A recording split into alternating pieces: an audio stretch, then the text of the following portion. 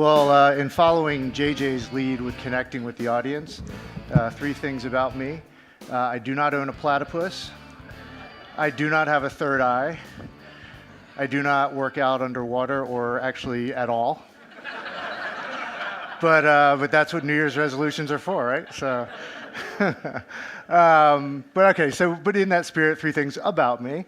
I have a Ph.D. in neuropharmacology and spent a lot of my early graduate years doing research in Alzheimer's and Parkinson's disease. But after my second visit to the ER for a lab-related accident of my own causing, not kidding, decided that I should probably find an alternative career in science. It's also why I frequently lecture about alternative careers in science for those that have hurt themselves repeatedly like I did.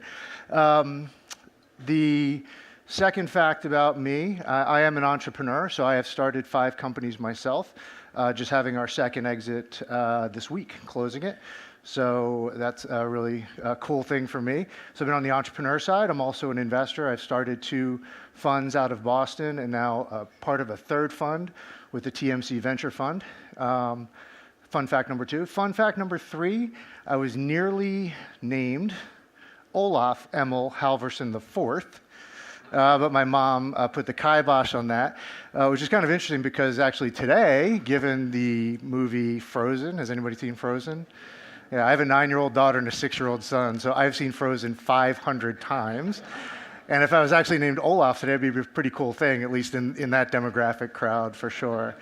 So, but I don't think they brought me here to talk about any of those things. We're going to talk about ecosystem. So we talked about an innovation ecosystem. What does it mean?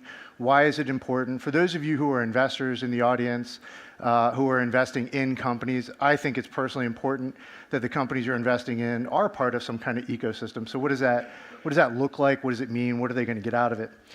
So I went and got a definition, just to make sure I got it correct, of ecosystem from the one true source, which is Wikipedia. And they defined ecosystem, if you think about it as a biological system, right? It's a community of living organisms in conjunction with non-living components of their environment like air and water, interacting as a system. The biotic and abiotic components are linked by nutrient cycles and energy flows. Okay, so that's the Wikipedia technical definition of an ecosystem. So how does that relate to an innovation ecosystem or for entrepreneurs, right? So you think about some of the fundamental components of our living ecosystems, right? Things like energy that requires water, nitrogen and minerals and sun. We're all as part of an ecosystem. So from the entrepreneur's perspective, right? So we need food, right? The entrepreneurs, they need food. So in our ecosystem, we provide them snacks. Occasionally on a good day, we bring in barbecue from Killins or something like that. So we make sure that they have the food that they need.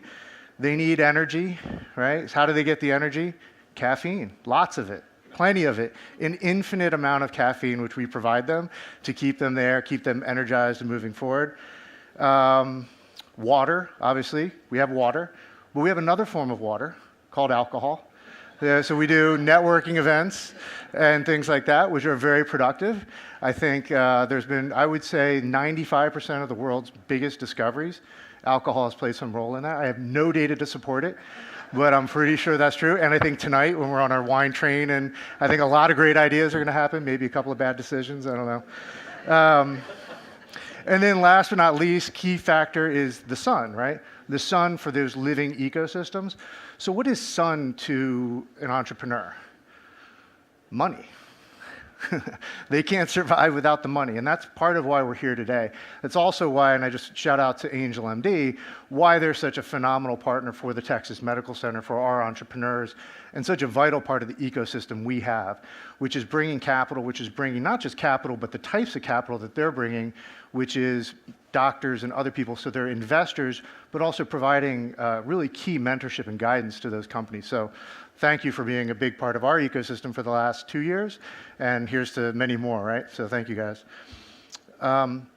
So as you heard from Billy earlier today, and JJ as well, the Texas Medical Center, and I didn't know this, in the 15 years I was up in Boston, I'm sort of embarrassed that I didn't know what the Texas Medical Center was. But it is the biggest medical center in the country with 21 hospitals, 59 different organizations, 10 million patient visits a year. If you combined All of the hospitals in Boston, right? And you combine them then with Stanford too, it doesn't touch this. It's unbelievable. The 180,000 surgeries, one every 2.5 minutes, a baby born every 20 minutes there. The size and scale is just, you just can't replicate it. It is not, doesn't exist anywhere else. And $2 billion in funding. So there's a ton of research, basic research, translational, clinical, and a ton of innovation going on there. So if you don't know the name Texas Medical Center, you probably know some of the institutions that make it up. MD Anderson, #1 rated cancer hospital in the country. Texas Children's Hospital, the biggest pediatric hospital, and getting bigger. They're still building more towers over there. Texas Children's Hospital, #1 ranked pediatric cardiology, which is important to me, having a daughter who's had a number of open heart surgeries. That was obviously a big reason for us okay to move from Boston to Texas. Amazing universities and research with Baylor College of Medicine, Rice University as well. So it is in and of itself a great feeder layer and a great ecosystem for research and innovation. A few years ago, the Texas Medical Center itself went off on the strategic plan which identified these 5 areas that these 59 institutions, who didn't always play nicely together, said these are of strategic interest to us and we want to collaborate around them. And I'm not going to talk about any of these in depth. Happy to talk about it over a glass of wine later. But what I head up is the Innovation Institute. So we'll talk a little bit about that. So as part of this, like any ecosystem, it's sort of a contained system. It has a defined space. Our defined space, for those of you who have not been there, is a 700,000 square foot building, a former Nabisco cookie factory. And so now, being the former Nabisco cookie factory, now I just tell really bad jokes about taking the half-baked ideas from entrepreneurs and turning them into the equivalent of an Oreo, whatever that is in the thing. So it's 700,000 square feet of space. You heard JJ talking about the CDI is about 26,000. J-Labs is another 20, 30,000, and then the Innovation Institute is 120. And then the spaces you don't see highlighted, we can keep going. And so when you think about ecosystems, it's about bringing big companies like J&J in. We have partnerships with Apple and AT&T and a bunch of others, and having the big companies with the investors, with the small companies, all in one place. That's when you get a really strong ecosystem to support the translation of those ideas and early stage products and increase the chances of success.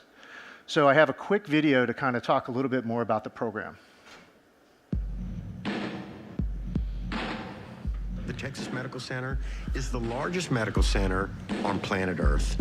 You can take the second largest and the third largest, combine them, they still don't touch the Texas Medical Center.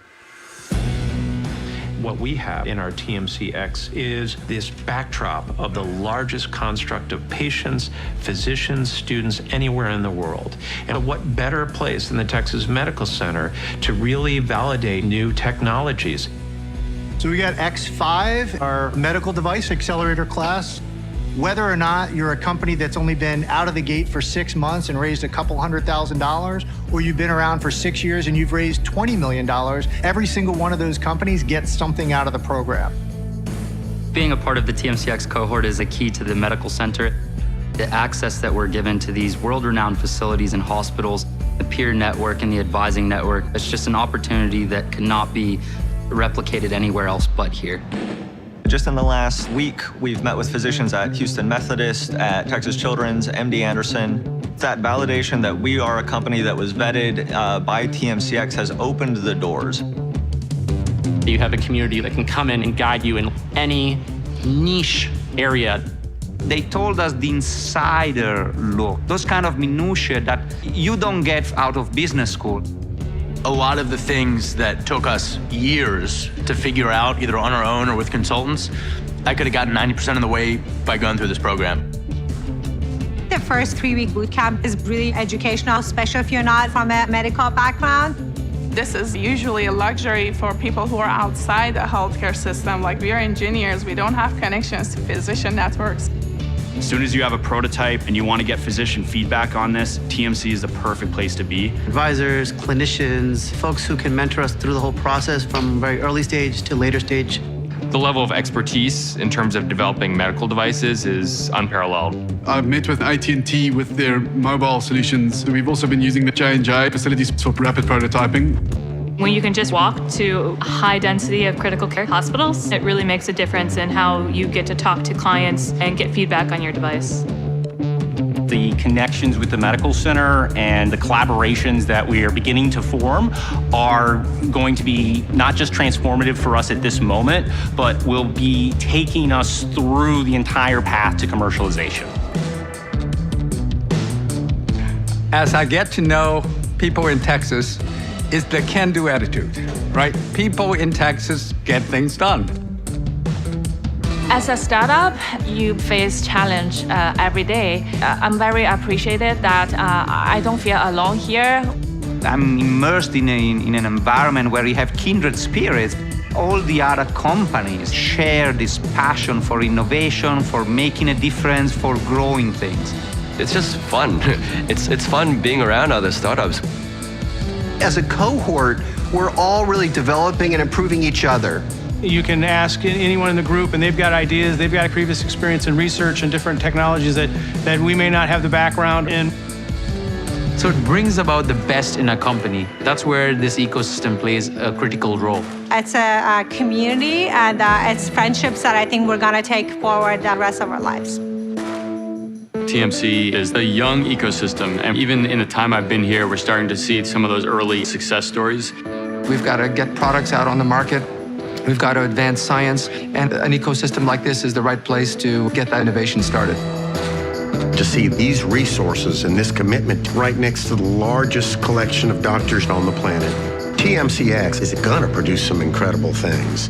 You can satisfy these surgeons, these oncologists, or these radiologists. You can go anywhere in the world with your product. If we're successful and if they're successful, products get out there on the market that can save lives.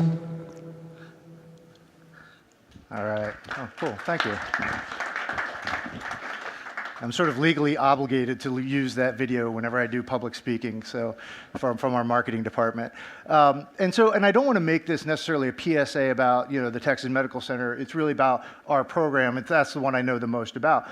But the idea of ecosystem supporting startup companies, I mean, Startup Health in New York does a great job with supporting digital health companies. TechStars at Cedars-Sinai, which is a relatively new program and smaller, but again, tied to the hospital, their ability to connect those companies to the clinicians to get pilots. These are all really important things. Things that as investors, I think, would be very important, knowing that those companies have this extra leg up. And that's a little bit about what we think we're able to do for our companies. Just a quick snapshot for our program, we take in companies from all over the world. So we just now, as of yesterday, right, finalized our next cohort, which is 24 digital health companies. We always alternate the theme between digital health and med device. Now in digital health, we have some connected devices. In med device, we've got some digital health thingies in there. So it gets a little bit blurry. Our program is 4 months. We had 250 applications for the last cohort from all over the world. 20% from Silicon Valley, 20% international, 20% from Houston and Austin, and the rest from all over the country. So we're drawing companies in from all over the place, and we're really just taking the best ones we can find.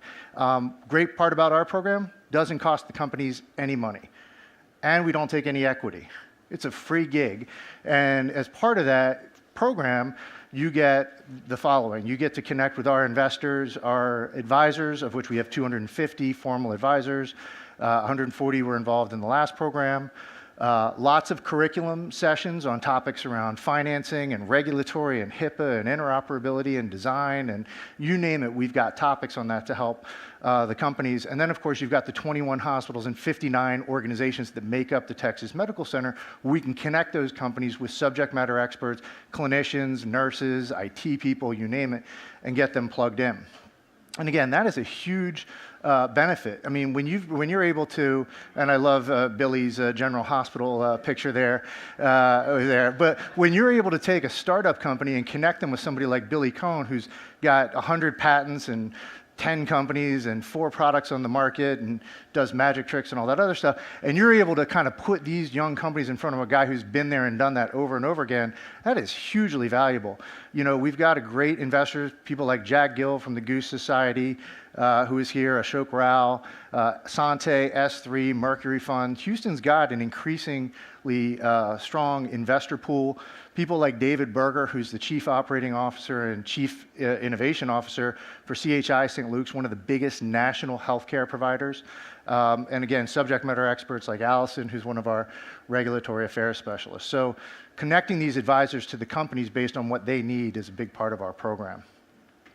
Talked a lot about our corporate partners in Johnson & Johnson, AT&T, and Apple, and this list is just expanding. And again, for the ecosystem, big companies, small companies, investors is just so important to what we're doing. And then I know in the running out of time a little bit, so the other thing that we talked about, I want to talk about a little bit of trends that we're seeing. So I'm going to skip the medical device one for a second. And this is just based on, and I love the data that the AngelMD guys put together that we're going over this morning. I think that's fantastic. We're constantly looking at trends as well. So for us, we're getting about 200 applications every 6 months in med device and digital health. So we're seeing a large range and a high proportion of these startup companies that are out there across the country and internationally. So we're looking at kind of where are we seeing trends in terms of companies coming out. So improving diagnostic effectiveness is something that we've seen a lot of, clinical efficiency and operational efficiency, right? Some of the things we talked about, reducing costs, improving outcomes, all of that. And so we're seeing, you know, quite a bit of those. And then, you know, some outliers, cybersecurity and other things too. So we pattern match, we can see, we joke around about when we've seen a lot of the same things, right? So if I see one more smart pill box out there for Medicaid, right? You guys have seen them too? Like shaking your heads or whatever, right?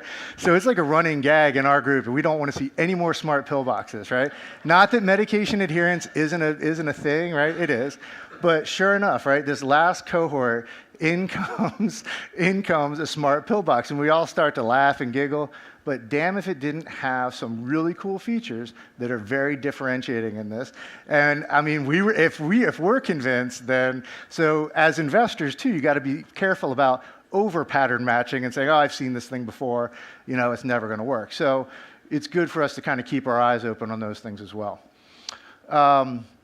Talk a little bit about, just real quick, as my kind of closing slide here too, the companies that have come through our program have done really successful. And again, I want to lay that out, not just for our program, but I think these kinds of ecosystems for these kinds of startups. And the number that I'm really most proud of, because I had less to do with their funding raised, although as we just launched our venture fund in November and made our first 5 investments, and we'll be doing 5 to 7 investments a year, now in our companies, we will be directly contributing to the funding of these companies.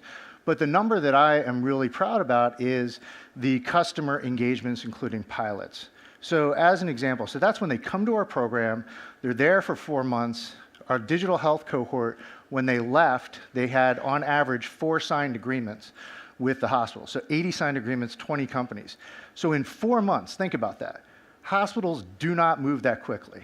Not sure if you guys know that or not. But so they don't. So when they walk out with 4 signed agreements each, and then more to come after they left, that's a big deal. For these digital health companies, that's what they need to generate that data, to show that traction so that you guys can get your money back too. And so that's something that we've been able to do, and I think increasingly so. And with that, I will close. This is my fantastic team in our last cohort, and kind of our ecosystem turns over pretty regularly every 4 months. But overall, in our space, we've got 100 startup companies, all healthcare related at TMCX, and look forward to chatting with you guys more about this. Yeah, thank you.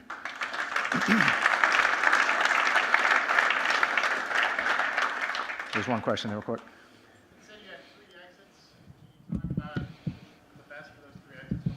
Oh, the 3 exits from our cohort. Yeah, so first company that exited was Adhesis, which was a surgical adhesive out of our first cohort, and one that the Goose Society, that man right there too, was a major investor in, and Ashok Rao, who I think stepped out, played a major role in actually finalizing the deal with the company that acquired them. So that was the first one. The second exit was I don't know if it was the second one in time, blockchain company for diabetes was number 2. Number 3, who am I missing? Lance? Vios wearable devices was just bought by a Japanese manufacturer too. They raised about $7 million. They exited for 105. 105. That's a pretty good number. So 3 exits in 2 years. We've only been doing this for 2 years. So we're just now about to do our 6th class. So cool. Thank you. Thank you. Erik.